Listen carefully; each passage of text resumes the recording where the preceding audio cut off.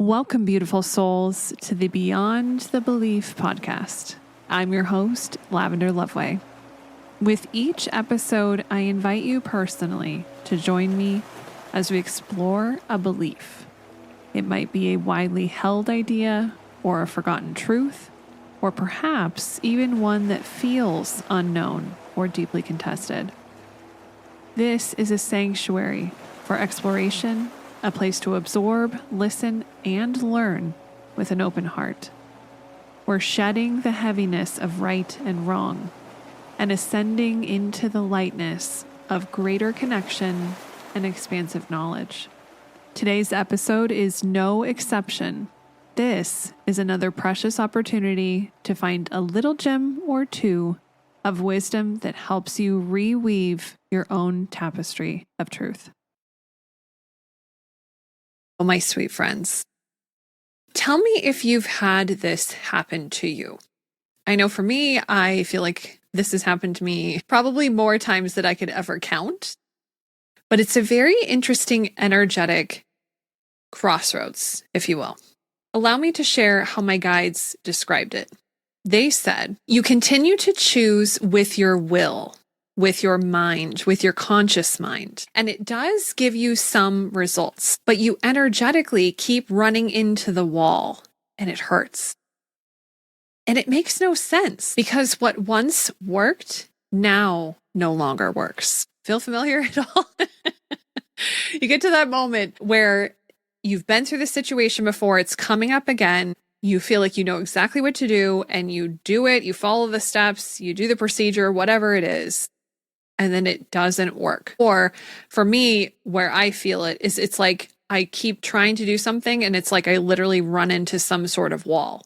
And it's not making any sense because I'm like, I've done this before. I've been successful with it. Why the heck isn't it working? And I will say from experience, this is where I start to get into the mindset or the mind frame of trying to fight to figure it out. And instead, what my guides shared is that it's important to let it in or allow it. So there's no figuring out. There's just allowing the flow. And as they continued, they shared specifically, which I've shared this quote in an episode or two before because it's such a good one. But this is what they said as to why we get into this energetic kind of friction. Either it's not working, we're running into a wall, suddenly it transpires into something completely different. And here's why. You cannot solve a metaphysical problem with a human brain, with a human mind, with consciousness in its human form. You cannot.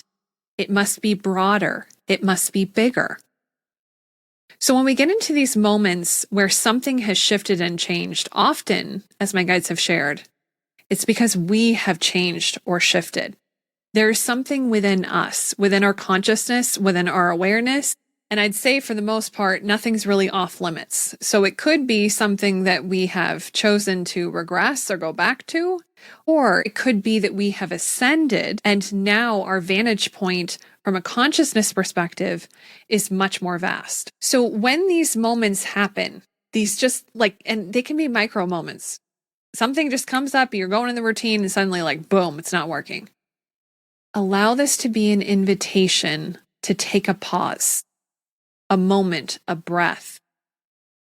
Because this is a pivotal fork road, converging place of choice. It is so crucial. And actually, it's so exciting because if we have, let's say, descended, this means that we have an opportunity to see it, to instead say, wow, okay, it seems like I'm regressing. I'm going back to what I used to do. This is an opportunity for me to step up and into my light, and I will make a different choice. So I'm not going to hit this wall. Or if it's the opposite, if we have ascended to a higher point, it is sharing and showing and illustrating where we're at.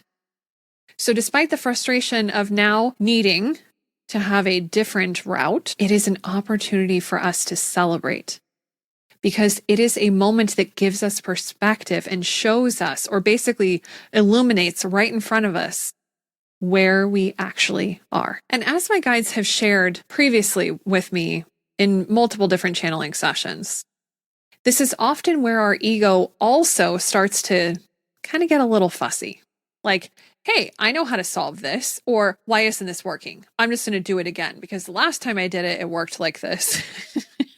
And despite it being a square hole, and yet here I have a circular object and I'm trying to make it fit, and it's not. This is actually illustrating to us as soulful, energetic beings who are not our minds, that this is where our mind equipment, if you will, might have a little opportunity. My guides described it as not failing, because our ego likes to label things. Oh, this means I'm failing. Oh, this means I am not smart enough to solve this. Oh, this means that I don't know what I'm doing. When actually, it's limited in this capacity. And as my guides illuminated, it's actually not the right tool for the job. They shared first. Your mind's limits, your mind's capacity, it is always limited. Curious. So basically, they are confirming that our mind, as stellar and spectacular and awesome as it is, especially in moments of trying to navigate daily life, it's not perfect. And in these instances where something isn't working, we need to leverage other equipment. This is not the right tool for this job. And it is okay that it is limited, because we are supposed to be relying on the other equipment, our beautiful heart and soul. And I'm using equipment loosely to allow us, in contemplating the right tool for the job, the right equipment to use, that quite possibly this doesn't mean failure. This doesn't mean that it's not good. It just means that it's not the right one. It's like if I need a Phillips head screwdriver and I keep trying to use a flathead and it doesn't work. It's not that my screwdriver has an issue. It's that I'm not using the right equipment or the right tool for the application and what's needed. My guides go on to explain. It is true. You, your body, your brain might have the capacity to hold it all, but your mind cannot hold and understand the entire picture of what you've planned for this incarnation. So to me, what this is sharing is that there is another piece to this puzzle. We often go to try to solve the life challenges or life problems with our mind. And our mind is a better execution tool. It's not necessarily a strategic tool. So if we are using it and it's not working, the solution is not to just keep pushing on it and keep trying to make it fit or keep trying to make it work. That is the definition of insanity, continuing to do the same thing, yet expecting different results each time. Instead, what this shares, or what this indicates or illuminates, is that in this moment, this equipment is not what you need to basically, quote, quote, solve the issue, solve the problem, resolve the challenge. So then what must we do? To me, this is not about breaking the mind and making it work and pushing it. It's about partnering with the other side, if you will, of you, the part of you that your soul already knows. So energetically, in your heart, in your soul, this is that moment where you can leverage that discernment, leverage that moment of breath, that moment of contemplation to realize, what is this telling me? Where am I? What is the indicator? Okay, it's clearly that I have descended. I have chosen to go back to something that maybe worked for me in the past, that I had chosen to not do. And now I'm continuing to choose to do that. So now I have an opportunity, an invitation. Do I want to continue to do this? Do I want to step into my light? And or if we're on the other side and we have ascended, wow. First of all, this is fantastic. This is my indicator that I have ascended from this, and this is my invitation and opportunity to now resolve this challenge or problem or puzzle with the right tool. It is my opportunity to now use or leverage my soul, my connection, my ascended position to resolve this once and for all. And this is completing a cycle, and this is letting it go. So my guides first shared and expanded.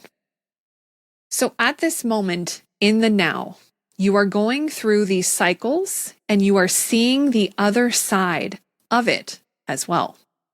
the spiritual, energetic side. This is the side your soul knows very well.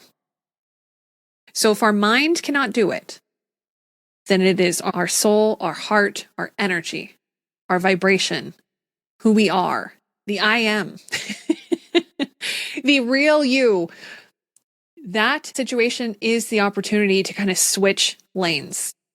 So instead of executing this with my mind, I am now going to take a moment and realize that this is my opportunity to leverage my energetic side, my soul, my who I am, to then look at this predicament that is in front of me, look at this choice and determine how I'd like to approach it. From there, I can then execute back to my mind to do what it is that I'd like to do.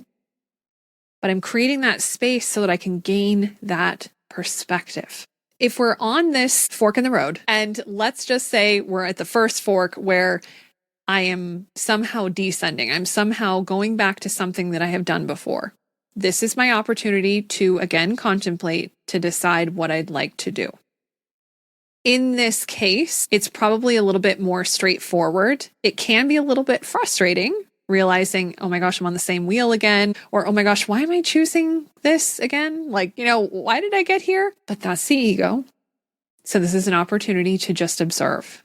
Okay, clearly in this, this predicament, I don't have an invitation on what I'd like to do. And the choice that I'd like to make is I would like to pivot. I'd like to go forward, onward, and to that point where I had decided prior that I wanted to be. And from there, you fly away. You're on your way. You're going. But the other fork in the road option is that we have ascended and that the thing that has worked doesn't work anymore.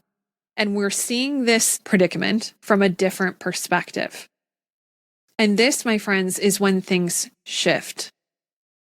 This is when our ceiling becomes our new floor. This is when that ascension. So if you're at your floor and you get to that ceiling and you've literally reached the ceiling because you have ascended past that thing, you have mastered it, you have remembered, you have chosen, and it's the opportunity to do it, to complete it, and to now have it reset, to now you have a new ceiling. How my guides explained this or shared.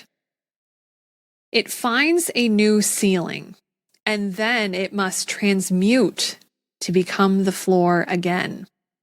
And then continue the expansion cycle until it gets or reaches to the ceiling once more. So if we are in a process or in a pathway of ascension, we are literally up-leveling. We are going to that next video game level. We have beat the boss. And we beat the boss because we were able to leverage the things that we remembered about ourselves and did it flawlessly. And as we're coming up on this last opportunity, we were going to do it the same way. We're like, oh, actually, you know what? This is the same thing. Now I get to choose something different. The last time I didn't, I pushed, I pulled, I what have you. Now I am ready for that next step.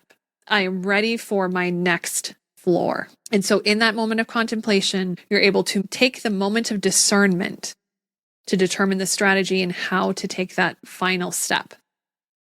It's that invitation. It's like, do you want to keep playing that level over again? Or would you like to take the step forward?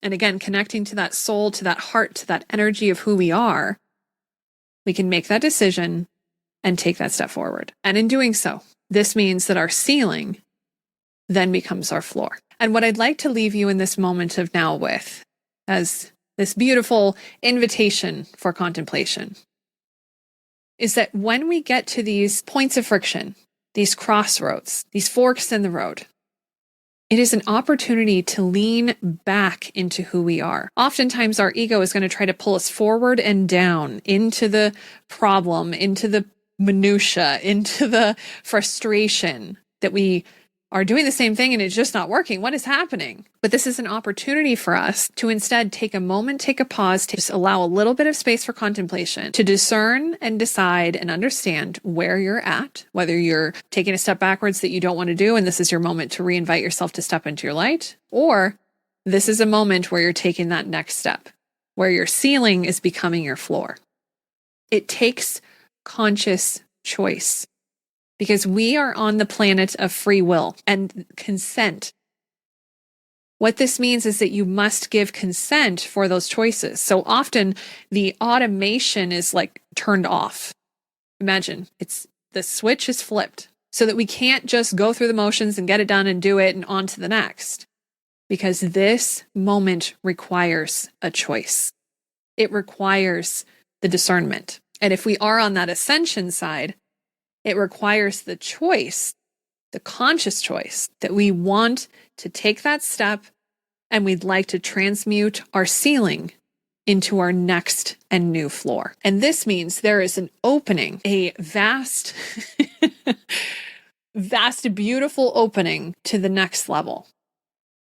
This is where everything changes.